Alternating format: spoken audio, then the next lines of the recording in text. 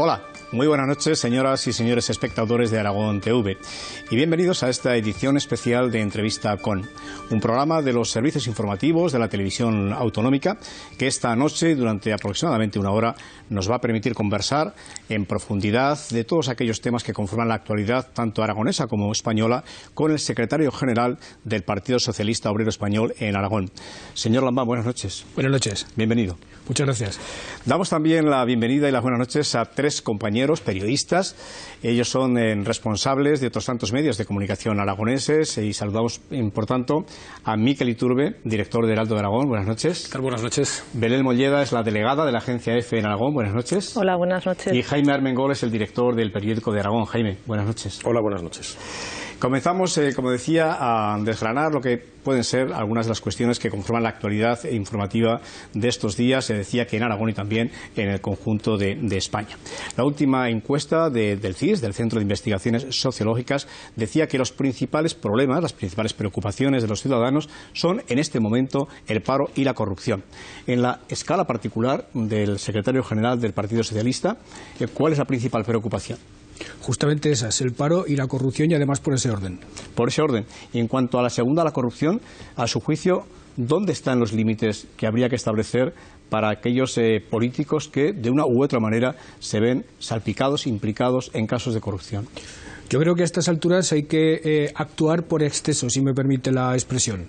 Hay que sobreactuar. Yo creo que los políticos, por razones de todos conocidas, estamos casi en fase de necesidad de expiar culpas pasadas y tenemos que extremar toda clase de medidas en relación con la ejemplaridad en nuestra conducta pública y privada, en relación con estrechar el control, en hacer ejercicios máximos de transparencia y también en procurar que la democracia se fortalezca a través de una opinión pública fuerte. Cuanto más fuerte sea la opinión pública, cuanto mejor constituida esté la sociedad civil, más difícil es que prospere la corrupción y que prosperen los comportamientos anómalos en la política. Sí, en este sentido, señor Lambán, a mí me gustaría saber por qué en sus desiderátums, por ejemplo, en un documento que ustedes tienen colgado en la página web que se llama Cambiando el PSOE, Cambiando Aragón, proponen un paquete de medidas relacionadas con ejemplaridad, control, transparencia y en algún aspecto concreto llegan a compromisos de esta naturaleza. Publicar y dar a conocer todos los medios que los partidos políticos disponen para ejercer su función como tal. Sin embargo, esta semana ustedes, con el Partido Popular en Madrid, se han puesto de acuerdo para no poner esa transparencia, por ejemplo, en los viajes después de la crisis de Monago y del diputado de Teruel. ¿No le da la sensación de que hay una importante diferencia entre lo que ustedes declaran como declaración de intenciones y los hechos cuando luego toca tomar esas decisiones?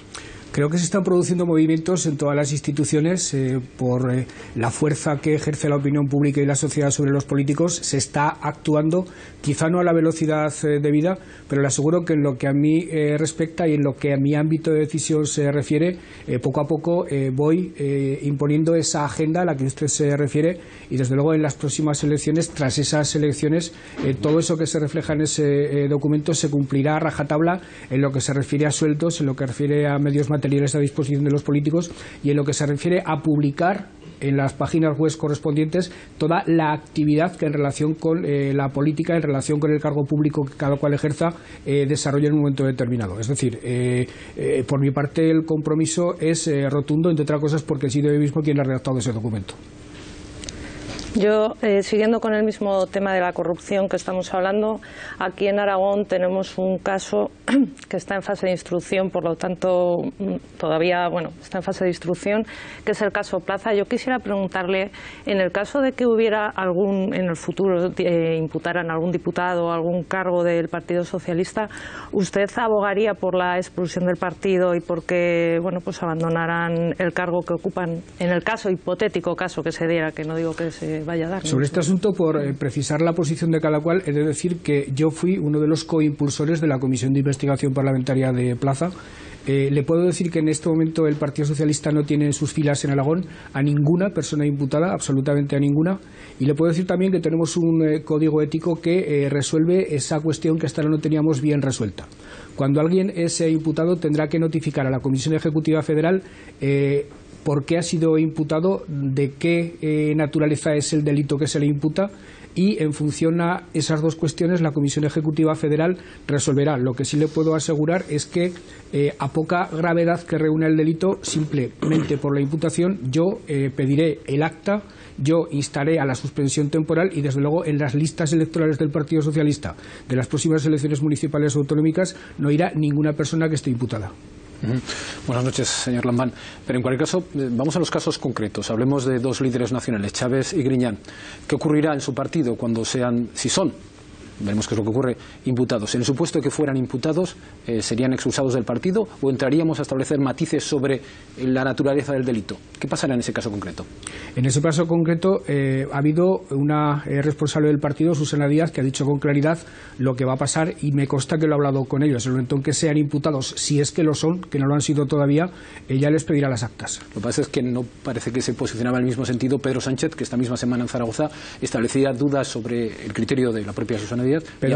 Pedro Sánchez contestaba de oficio, es decir, Pedro Sánchez contestaba diciendo exactamente qué es lo que refleja el código ético del partido, pero en el caso de dos personas de la relevancia de Chávez y de Griñán, de cuya honestidad yo tiendo a no dudar, en el caso de esas dos personas, por su particular relevancia, yo desde luego soy partidario del criterio de Susana Díaz de que inmediatamente después de ser imputados, si lo son, repito, dejen el acta. Usted aludía a la comisión de investigación de Plaza como consecuencia de una decisión de los grupos parlamentarios para llegar hasta el final en la investigación política administrativa. En paralelo está esa instrucción de diferentes causas, una de las cuales puede dar con la imputación, ha sido solicitada por una parte personada, de la persona que representó al Partido Socialista en las anteriores elecciones como candidata al Gobierno de Aragón, que es Eva Almunia.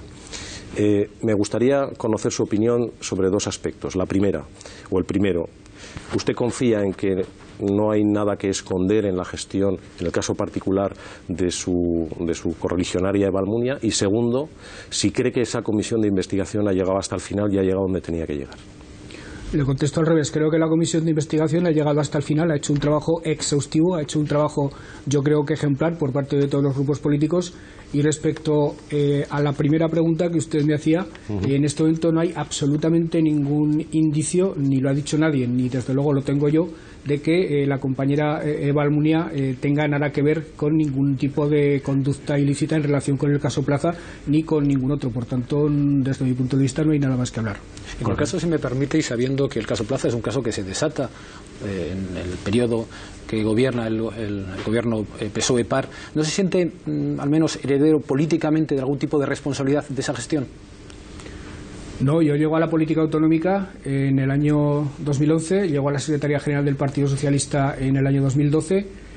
Yo no soy adanista, es decir, yo no pienso que la historia del Partido Socialista en Aragón empiece cuando yo llego a la máxima responsabilidad, pero tampoco soy, por así decirlo, responsable ni tengo por qué asumir a aquello que no añada nada positivo a la historia del partido. Yo trato de hacer un proyecto político nuevo, yo trato de hacer un proyecto político que responda a las nuevas exigencias de la sociedad, de acuerdo con el ideario socialista, y en eso estoy trabajando sin ninguna clase de atadura y sin una clase de servidumbre. Disculpe, señor Lambán, que vuelva a insistir en el tema, seguramente, bueno, igual es que no lo he entendido bien. En el caso de Eva Almunia, que yo ante todo defiendo la presunción de inocencia, en el caso de que resultara imputada, ya no digo repetir para la próxima legislatura, sino en esta legislatura le pediría el acta de diputada regional. ¿O que, estamos poniéndonos en unas circunstancias y en una hipótesis que en este momento yo descarto y que sobre la que nadie ha dado ningún indicio mínimamente serio. Por tanto, creo que en este momento es algo que no tiene ningún sentido. Hay una fuerza política, creo, que ha planteado esa imputación, pero nosotros no podemos estar respondiendo a todas y cada una de las decisiones más o menos arbitrarias que cualquier actor de la vida pública se pueda plantear en un momento determinado. Nosotros vamos a actuar según se vayan produciendo los acontecimientos y le aseguro que nadie será más rotundo que nosotros a la hora de exigir responsabilidades a los nuestros, pero tampoco vamos a ser una especie de inquisición. En este país a lo largo de la historia ha faltado una observancia escrupulosa de la moral pública. Creo que esa es una de las ausencias de la historia de España y ha sobrado demasiada inquisición, por así decirlo. Señor Lambán, hace apenas 24 horas aquí en Zaragoza, algunos de los principales directivos de también las principales empresas aragonesas hacían hincapié en la necesidad de tener a la industria como pieza fundamental para la recuperación económica. Pedían, por tanto, y para ello, más flexibilidad laboral, reducción de costes de producción y también reducción de costes energéticos. El secretario general del PSOE, ¿qué piensa al respecto? En lo que se refiere a la importancia de la industria para la reactivación de la economía, estoy absolutamente de acuerdo. Lo que le da solidez a un modelo económico es justamente la industria, y una política de industrialización es seguramente una de las piezas clave de un nuevo modelo económico. Ahora bien, con los puntos de vista de los grandes empresarios, con los empresarios del IBEX, por así decirlo, yo no estoy demasiado de acuerdo. Yo me acerco más bien a las posiciones que tienen las pymes, y desde luego no creo, y como socialista no lo defenderé jamás, que la reactivación de la economía tenga que pasar por una mayor flexibilización laboral. Es más, estoy absolutamente en contra de la reforma laboral que hizo el Partido Popular, que creo que está generando desempleo, lejos de generar empleo. Y desde luego suscribo absolutamente el compromiso de Pedro Sánchez de que una de las primeras medidas de un futuro gobierno socialista ha de ser la derogación inmediata y radical de la reforma laboral. Me va a permitir en cualquier caso que hablemos de usted en este caso en concreto, y quiero hablar de las primarias, porque usted es candidato a la DGA en unas primarias que, si me permite, resultaron un poco incompletas porque no se llegó a votar. No se llegó a votar, bien porque no se reunieron el número de avales, bien porque los candidatos, pues en última instancia, se retiraron. ¿Tan difícil era poder votar en esas primarias? ¿Tan difícil era que la militancia del partido pudiera votar? ¿Tan difícil es hubiera sido encontrar un candidato alternativo a usted para que se hubiese podido votar? ¿No cree que su militancia le hubiese gustado votar, insisto? Y a mí también me hubiera gustado tener un debate interno con otro candidato o candidata, porque eso es justamente para lo que las primarias fueron diseñadas y fueron inventadas por el Partido Socialista. Lo que ocurre es que hay unas normas que seguramente hay que cambiar, porque exigir el 15% de los avales puede ser una exigencia demasiado elevada, pero estas son las reglas del juego que tenemos en este momento. De hecho, hubo otras comunidades autónomas, Murcia, Baleares, Valencia, donde hubo candidatos que reunieron ese 15% de los avales. Quiere decir que hubo más de un candidato. Y ha habido otros lugares, Madrid, Extremadura o Aragón, donde no ha habido candidatos que hayan reunido el 15% de los avales. Por tanto, hemos cumplido escrupulosamente con las normas, que son todas iguales en todos los lugares de España, aunque sí le puedo admitir a usted una especie de reconvención implícita que hay en su pregunta, en el sentido de que se debería facilitar más desde los propios estatutos la presentación de candidaturas, como rebajando el número de avales. Y yo es algo que propondré en el próximo Congreso del Partido. Que estará dispuesta a poner en marcha unas primarias abiertas y no cerradas, como ha sido en este caso, donde evidentemente el número de avales parece que era importante y donde a todas luces parece extraño que no pueda aparecer otro contrincante, si me permite la expresión, en unas posibles primarias. Es lo que, por otra parte, me da la impresión de que sucederá inevitablemente en el próximo Congreso Federal del Partido Socialista, que es donde se decide esto. Se universalizará la modalidad de primarias abiertas y se rebajará el número de avales. Estoy seguro que caminamos en esa dirección. En todo caso, su elección en esas no primarias, como apuntaba mi compañero Miquel, se produce antes de la renovación del Partido Socialista en Madrid. Usted ha apoyado sucesivamente primero a Alfredo Pérez Rubalcaba en la elección como secretario general en sustitución de Rodríguez Zapatero, posteriormente con un paréntesis cuando Susana Díaz parecía que podía ser una candidata ya de Pedro Sánchez. ¿Cree que la renovación del Partido Socialista en Aragón y esas primarias, en su caso como candidato para la Diputación General de Aragón, por delante de los procesos que ha habido posteriormente en el partido en el ámbito federal, le pueden inhabilitar de alguna manera? ¿Necesita redoblar un esfuerzo, no digo de legitimidad dentro del partido, pero sí ante la sociedad en ese proceso de renovación? Yo creo que no me inhabilitan en absoluto. De hecho, cuando yo me presenté a las primarias en Aragón, era impensable que fuera a producirse un congreso extraordinario que, como usted sabe, se produjo como consecuencia del resultado electoral de las elecciones europeas. Yo me considero absolutamente legitimado y habilitado por la celebración de esas primarias. En cuanto a renovación, independientemente de cuestiones de edad, yo me considero un candidato nuevo. De hecho, lo soy. En las próximas elecciones autonómicas no sé cuándo cuántos candidatos nuevos habrá. Yo desde luego seré un candidato nuevo. Acabo de llegar a la política autonómica y si alguien me reprocha una vida política anterior, más o menos prolongada, tendré que decir que esa vida política anterior, desde mi punto de vista, me habilita, me legitima para optar a la presidencia de la comunidad autónoma. Mi trayectoria política es una trayectoria política, creo que absolutamente caracterizada por la decencia en el desenvolvimiento de mis responsabilidades públicas y por una gestión que ha supuesto que por las instituciones por las que he pasado se ha hecho una gestión bastante aceptable y además los números han quedado muy bien cuadrados y las instituciones han quedado en una buena situación, cosa que por cierto no ocurrirá cuando yo, que espero ser el próximo presidente del Gobierno de Aragón, me haga cargo de la hacienda que el próximo Gobierno va a heredar de la señora Rudy. Pero si me permite, la experiencia siempre es un grado, eso es indiscutible, pero usted lleva cerca de 30 años en la vida pública ocupando cargos de responsabilidad pública y es su propio partido el que ha hablado de renovación y de relevo y de cambio. Es cierto que usted salta ahora al escenario autonómico como candidato, pero tiene una larga trayectoria y dilatada trayectoria ocupando cargos de responsabilidad pública. ¿No cree que eso desencaja un poquitín con el mandato, con la voluntad que de alguna forma el partido a nivel nacional está trasladando? De manera exclusiva a la política llevo bastantes menos años. Es verdad que como concejal de mi pueblo y en responsabilidades de otra naturaleza llevo más años, pero yo me resisto a creer que una persona de mi edad, de 57 años, sea una persona agotada para la vida pública. No hay más que ver en qué términos se producen los relevos en el resto de los países europeos. A mí me gusta mucho el modelo francés, donde las carreras políticas empiezan por el pueblo de uno y se va poco a poco recorriendo una especie de escalafón que pasa por la política regional y que termina en la política nacional. Y cuando los responsables políticos llegan en Francia a las responsabilidades nacionales, no tienen una edad inferior a la que yo tengo en este momento. Creo que en España, por esa especie de aceleración de los procesos de cambio generacional, se están dilapidando capitales políticos, se está derrochando capital político de una manera que el país no se puede permitir. Yo en este momento, si hubiera alguien en el Partido Socialista más joven que yo o de otra preparación que la mía que hubiera optado a competir, ha tenido la posibilidad de hacerlo. El Partido Socialista entendió de manera mayoritaria que yo era el candidato y yo me siento con la fuerza suficiente, con la capacidad de innovación suficiente y a la vez con la experiencia suficiente como para representar a la perfección esta nueva etapa que está empezando ahora el Partido Socialista, y me siento perfectamente capacitado para sintonizar con ese proyecto renovado que está encarando Pedro Sánchez a nivel de España. Hablando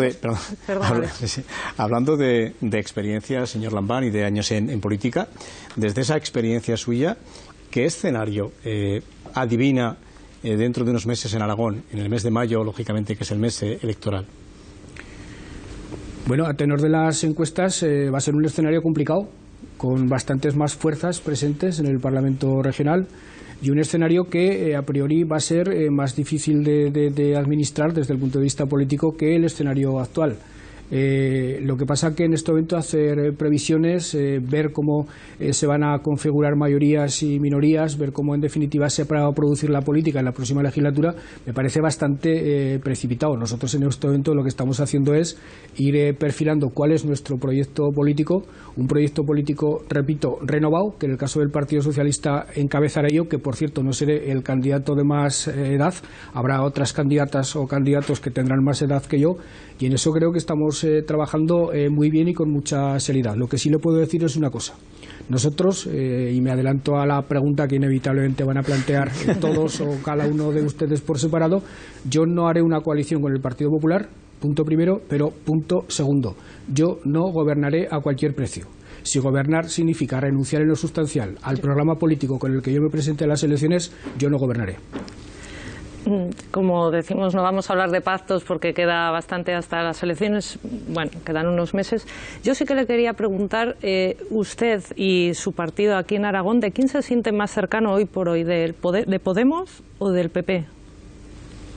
Del PP nos sentimos muy lejanos y de Podemos no sabemos a qué distancia estamos porque no los conocemos ni sabemos lo que piensan. A mí me gustaría, incidiendo en esta pregunta, saber por qué se ha producido un distanciamiento progresivo pero constante de la presidenta Rudy y aparentan hoy una relación fría, lejana, que impide que se sienten a hablar de regeneración política cuando la ciudadanía está pidiendo que existan este tipo de pactos. ¿Cuáles han sido los ingredientes de ese enfriamiento? Me gustaría conocerlos.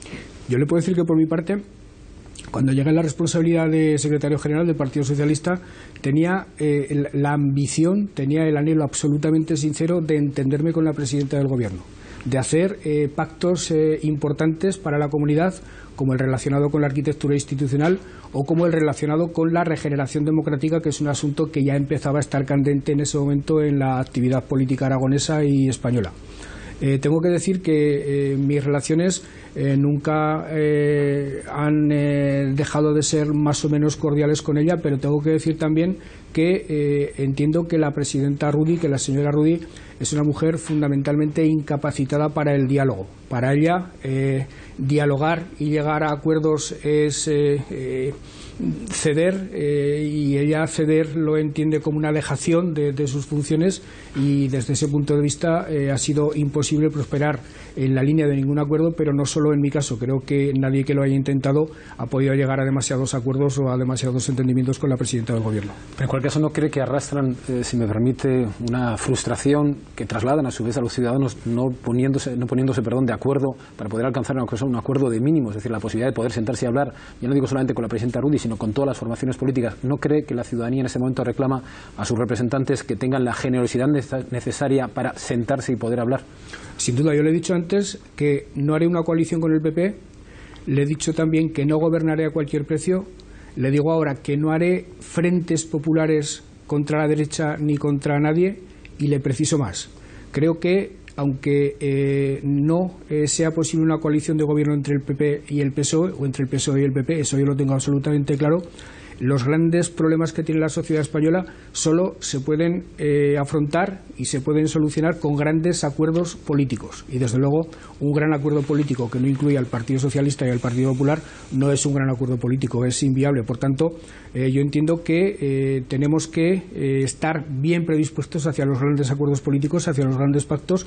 Creo que en mi trayectoria, y siempre es bueno apoyarse en una trayectoria y no en la novedad absoluta para atestiguar lo que se dice y para verificar los compromisos que se adquieren, en mi trayectoria la capacidad de pactar está absolutamente acreditada. Yo en distintos momentos de mi vida política he llegado a acuerdos y a buenas avenencias con el PAR, con Izquierda Unida, con Chunta, con el Partido Popular, y creo que en este caso la carga de la prueba de por qué entre la presidenta Rudy y yo mismo no ha habido acuerdos, no ha habido pactos, no recae exactamente sobre mí.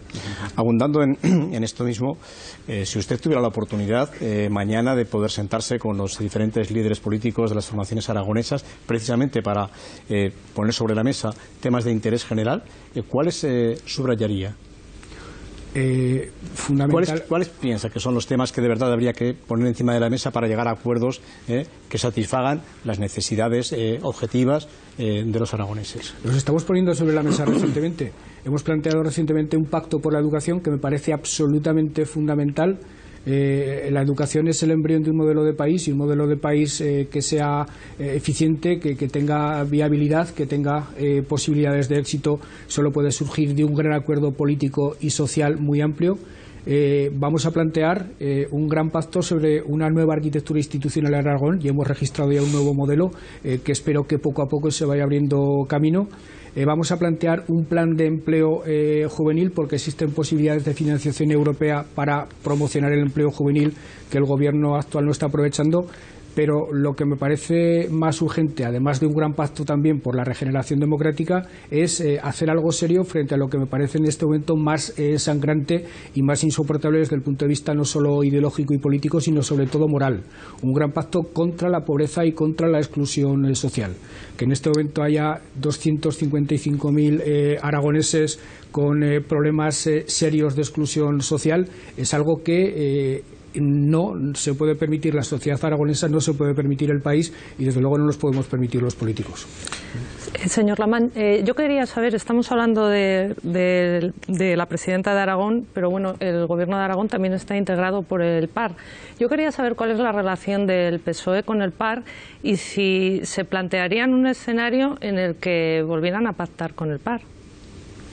Le he dicho que nosotros estamos elaborando un programa político que además queremos que sea un programa político realizable. Les voy a decir otra cosa. Yo me presentaré a las elecciones después de tener claro qué es lo que quiero hacer, pero sobre todo teniendo claro que puedo hacerlo, porque creo que una de las causas de la desafección política es el incumplimiento de los programas electorales, la mentira, la mendacidad con la que muchas veces los responsables políticos se han producido cuando han gobernado respecto a los programas con los que se han presentado a las elecciones. Ese fraude abre una grieta para que irrumpan en la política los populismos de toda índole, que desde luego hay que cerrar de la manera más inmediata. Yo quiero presentarme a las elecciones, repito, con un programa claro, serio, preciso, bien elaborado, cuantificado, que sea posible llevar a cabo, y gobernaré con aquellas posibles alianzas que me permitan desarrollar ese programa. Esa es la única cosa que tengo clara en este momento. Si las urnas no me deparan la posibilidad de gobernar solo, que siempre es, digamos, lo mejor que le puede ocurrir a un proyecto político para tener éxito. Le decía, señor Lambán, de todas formas, estamos asistiendo a un secuestro piramidal de la soberanía de las instituciones como consecuencia de que Europa impone a los Estados imponen a las comunidades autónomas, estas a su vez a diputaciones provinciales, comarcas, ayuntamientos. Mañana mismo se aprueba un presupuesto que tiene un techo de gasto marcado por el Estado, 4.600 millones. Esta semana Francia, en manos del Partido Socialista francés, ha aprobado el mayor recorte de su historia en unos presupuestos que recortan 21.000 millones de euros por mandato de Europa. Usted dice que se va a presentar para un programa en el que va a hacer lo que pueda dentro de ese escenario. ¿Hay una fórmula mágica que usted tenga para que esos recortes que vienen como consecuencia de una situación económica impuesta en ese secuestro piramidal de la soberanía al que me refería, se puedan llevar a cabo de otra manera para que esos pobres puedan ser integrados otra vez en ámbitos de la sociedad y en ámbitos de la economía que les permitan una independencia y una dignidad? ¿Y dónde están esas fórmulas aprehensibles por los ciudadanos? Porque cuando habla del pacto por la educación o de la arquitectura institucional, yo tengo la sensación de que la gente que nos escucha no le entiende, porque no sabe a qué se refiere. Yo creo que la gente lo que quiere saber es qué va a hacer con educación concreto, qué va a hacer con las comarcas, si las va a suprimir o no, o si hay que suprimir diferentes tipos por agregación de competencias de instituciones o de competencias administrativas. Me parece que están en un discurso teórico un poco alejados de la realidad. Yo creo que no. Yo creo que tanto en lo que se refiere a educación como en lo que se refiere a comarcas, diputaciones y ayuntamientos hemos sido por primera vez muy claros y muy precisos. En lo que estoy totalmente de acuerdo con la pregunta suya es en algo que los políticos tendríamos que empezar a plantear con absoluta claridad. Quien no reconozca que en este momento hay una serie de imperativos europeos que coartan absolutamente la capacidad de maniobra de los Estados, o miente a los ciudadanos o simplemente es inconsciente de lo que ocurre. Quien diga que una comunidad autónoma tiene margen de maniobra para hacer lo que quiera independientemente de la política del Estado en relación con las comunidades autónomas también está faltando a la verdad. De hecho, en este momento el Gobierno de Aragón ha presentado un presupuesto con un imperativo de déficit que es el que es, porque a la hora de repartir el déficit entre el Estado y las comunidades autónomas, el Gobierno del señor Rajoy ha decidido que se aprieten el cinturón las comunidades autónomas, es decir, ahogar, asfixiar los servicios públicos, dándose el Estado un mayor margen de maniobra. Ahora bien, jugando con las mismas reglas, distintas comunidades autónomas, a todas les afecta igual la política europea, a todas les afecta igual la política del gobierno del Partido Popular, a todas les afecta igual la distribución injusta del déficit. Hay comunidades autónomas que han hecho unos recortes mínimos que cumplen el déficit y que no se han endeudado apenas, y hay una comunidad autónoma como la de Aragón, que es una de las que más ha recortado y que además en este momento es de las más incumplidoras del déficit y de las más incumplidoras en lo que a deuda se refiere, con lo cual quiere decir que a pesar de las restricciones que impone Europa y a pesar de las restricciones que impone España, las comunidades autónomas tienen margen suficiente para aminorar los daños de esas políticas europeas que, dicho sea de paso, si no cambian, nos van a llevar directamente a todo el continente europeo al abismo social y político. Y les recomiendo, por cierto, un libro que se acaba de publicar en castellano, un libro de un francés que se llama Thomas Piketty, que esto lo deja absolutamente claro. Nos ha explicado el qué, nos ha explicado el cómo, nos ha dicho también con quién pactaría o quién no pactaría, pero mi pregunta es, ¿quién dentro de su partido va a renovar las listas electorales de su partido? ¿Va a haber una renovación profunda de esas listas electorales? ¿Cuál es su intención en este asunto? Producir una renovación profunda de las listas electorales en las principales instituciones y en muchas de las principales ciudades de la comunidad autónoma. Eso implica que buena parte de los candidatos que se presentaron en las anteriores elecciones, anteriores comicios, no volverán a repetir, que habrá una renovación en las listas, en las Cortes, por ejemplo. En todas las elecciones hay un proceso de renovación parcial. No se producen revoluciones copernicanas en las listas electorales, pero en esta ocasión creo que si se quiere lanzar un mensaje nuevo, si se quiere presentar ante los ciudadanos un proyecto político nuevo, los portavoces de ese proyecto tienen que ser también en buena medida nuevos y por tanto las listas tendrán, espero, una renovación superior a la que han tenido en otros momentos. O sea que muchos de nuestros representantes actuales tendrán que ir haciendo las maletas, les está diciendo que no repetirán. Bueno, le estoy diciendo que en las listas del Partido Socialista habrá una profunda renovación, efectivamente.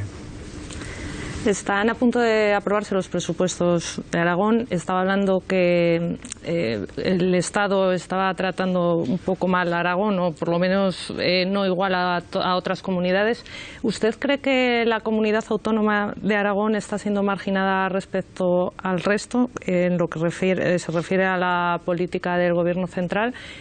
Y bueno, y ya le quería preguntar también por los presupuestos. ¿Qué valoración hace? Un poco breve, claro. No, yo he dicho que el Estado trata mal a todas las comunidades autónomas.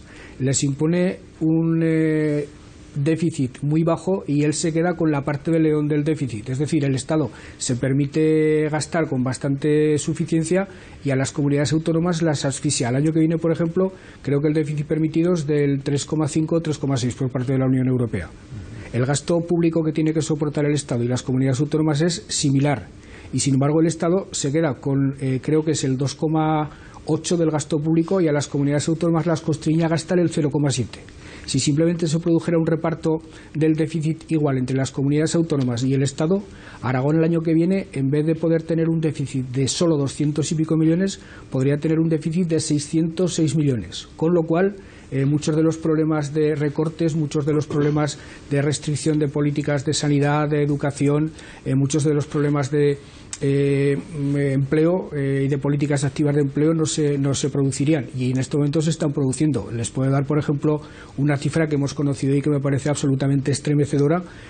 A fecha 31 de octubre, en las listas de espera de los hospitales aragoneses había 26.500 personas.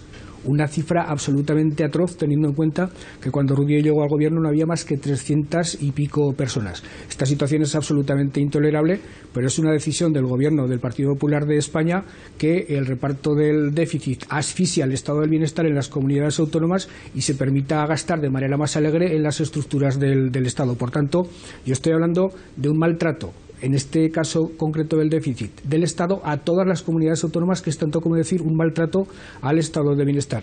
Y en cuanto a los presupuestos, produce tristeza y melancolía hablar de los presupuestos, porque en definitiva son una especie de prórroga de los presupuestos anteriores, con unos ingresos hinchados y además con una promesa de déficit que va a significar que el año que viene los recortes tengan que ser otra vez brutales, porque habrá otro plan de ajuste financiero, porque el déficit del año 2014 va a ser muy acusado y porque en definitiva la gestión del gobierno del Partido Popular ha sido tan poco imaginativa y tan poco compatible que se ha aceptado todo lo que se ha dicho desde Madrid y los recursos de los que se disponían aquí se han gestionado mal. Como les decía antes, otras comunidades autónomas con las mismas reglas del juego han preservado el estado del bienestar, no han incumplido el déficit y se han endeudado menos, lo cual quiere decir que a pesar de las restricciones europeas y a pesar de las restricciones del Estado, si se gestiona bien, con el escaso margen que tienen las comunidades autónomas se pueden conseguir mejores logros que si se gestiona mal, que es lo que ha hecho la señora Rubio en Aragón. Llevamos un lustro en Aragón 5 años, desde el año 2009, con una disminución muy importante de los presupuestos regionalizables del Estado, hablo,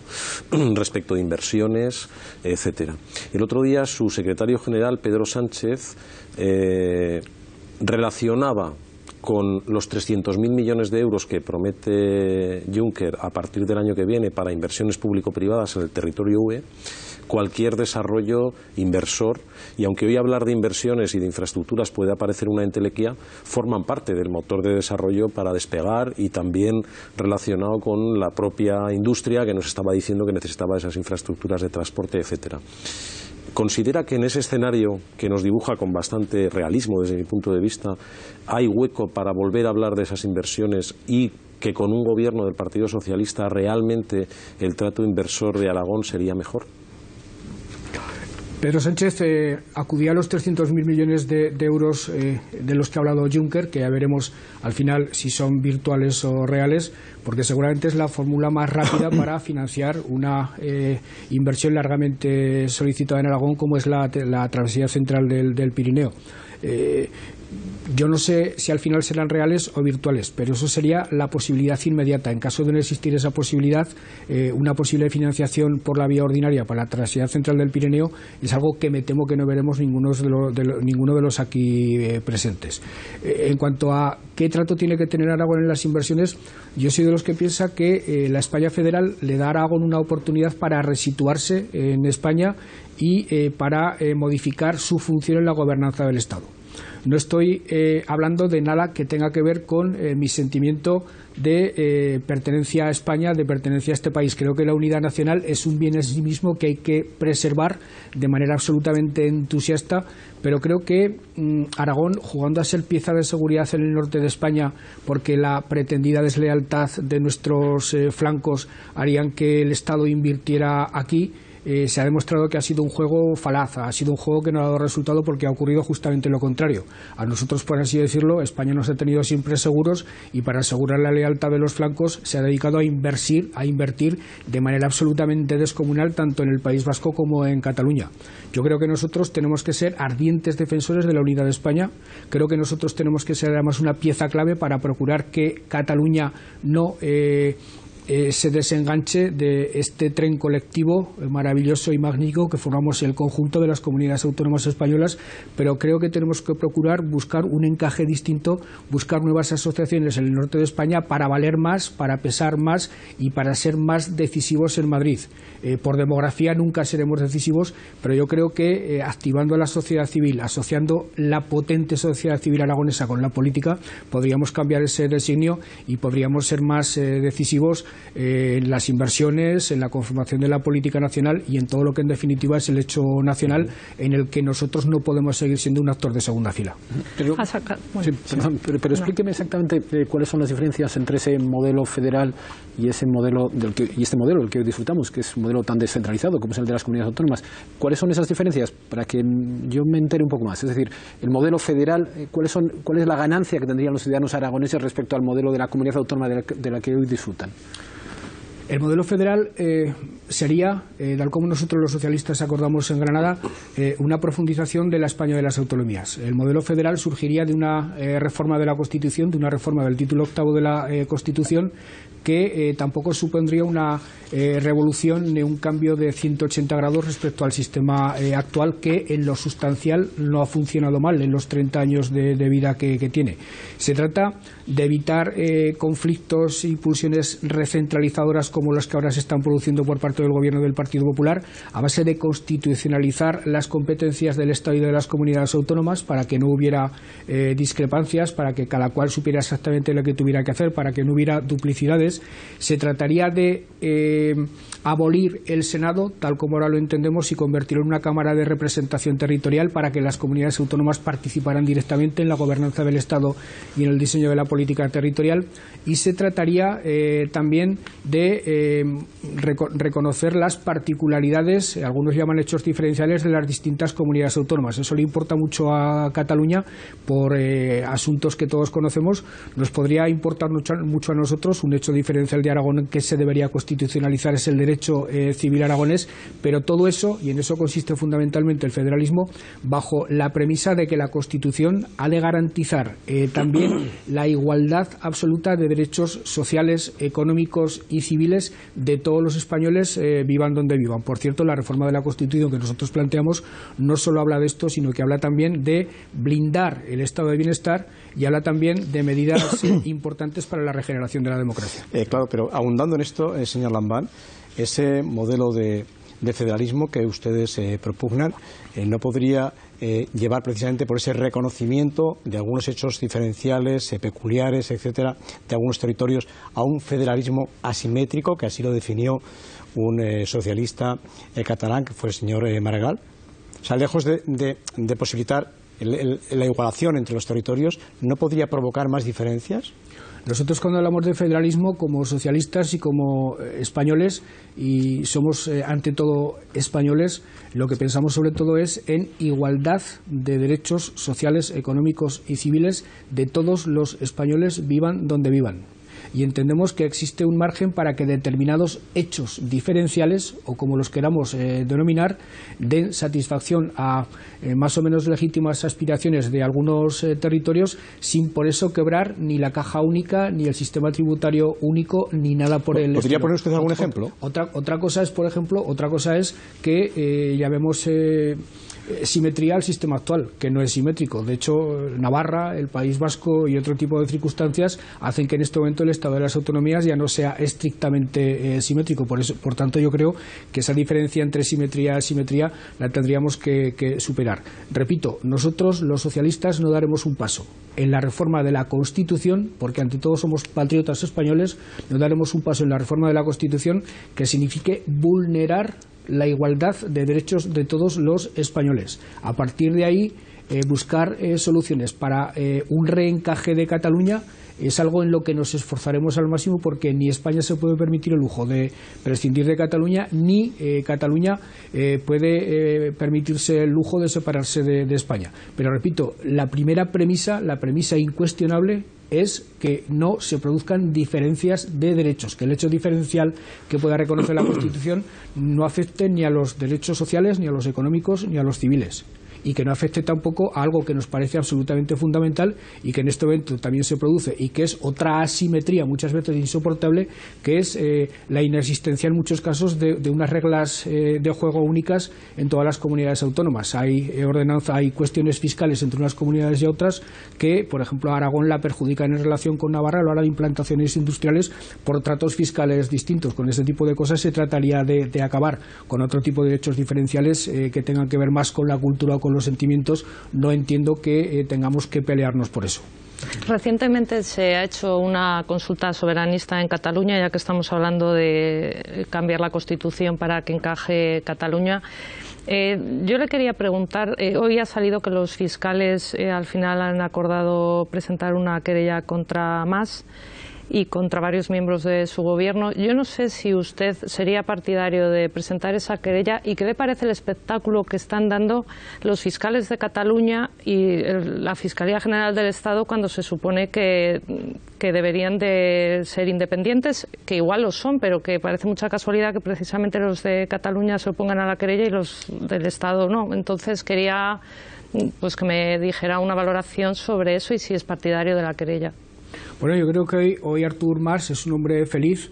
Hace unas semanas era un hombre desahuciado políticamente y hoy es un hombre resituado en el centro del escenario y que ha conseguido esa especie de legitimación que venía buscando desde hace mucho tiempo para convertirse en el prohombre del catalanismo del siglo XXI. Creo que la actuación del Gobierno de España está siendo torpe desde el primer momento, por inactiva o por desatinada cuando toma algún tipo de iniciativa.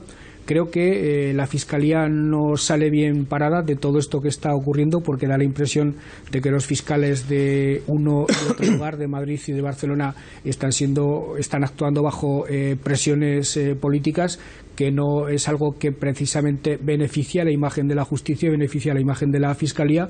Creo que todo esto que está ocurriendo es profundamente desafortunado y que aleja todavía más la solución de un problema que en este momento es uno de los problemas más graves que tiene España. Se habla muchas veces de la cuestión catalana, pero yo creo que la cuestión catalana es en este momento una de las grandes cuestiones españolas. Y el PSC, que me parece muy importante, y usted siempre ha sido crítico desde que se aprobó el Estatut en el año 2005, usted ya decía en diferentes entrevistas y artículos que Maragall se equivocaba, que estaba desplazando a los nacionalistas genuinos hacia una radicalización, y poco a poco eso ha ido cristalizando en una realidad que usted ha descrito bastante bien. ¿Qué va a hacer el PSC? Porque el PSOE ya lo sabemos, hay una propuesta de reforma constitucional, hay un intento de encaje dentro de ese federalismo con una serie de reformas asociadas en las que intentan jugar un papel central asociándose con otras fuerzas políticas que pudieran ser de la misma sensibilidad, incluso llevando al PP a ese terreno.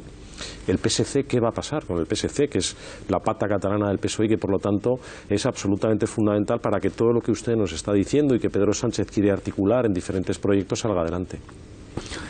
Miquel Iceta, el secretario general del PSC, está demostrando una estatura política desde mi punto de vista inconmensurable, como desde mi punto de vista, repito, no la ha tenido jamás ningún primer secretario del PSC.